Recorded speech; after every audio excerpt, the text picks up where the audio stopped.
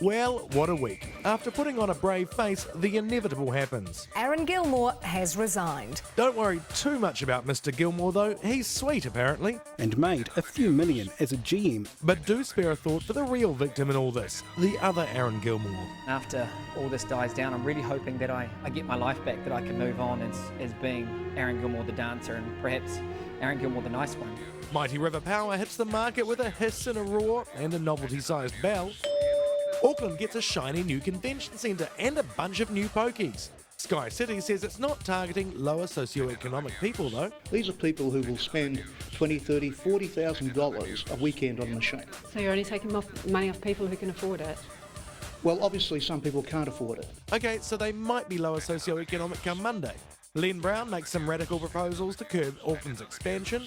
Auckland's population is expected to grow by 1 million people over the next 3 decades. Short of putting up barbed wire and telling people to stop having babies, this is going to happen. But if things do get a bit crowded, the UN has the answer: eat bugs. In the Netherlands, my native country, they are already substituting quite good percentages into patties and things like that from mealworms and crickets. And remember that MMP review that we had and they advertised the submissions and you made the submissions and then they considered the submissions and then they reported on the submissions and made recommendations to make it work better? So that's happening, right? No. Okay.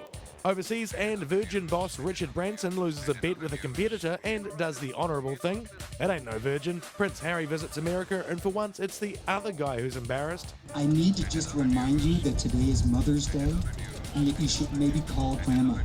While this astronaut can barely wait for the auditions to begin for the International Space Station's Got Talent. Pretty much guaranteed a spot in the top 12. And the papers want to know whose shirts you wear. But it's time to guide the capsule if you dare. The Canadian has altered some of the song's lyrics and his version doesn't have a sad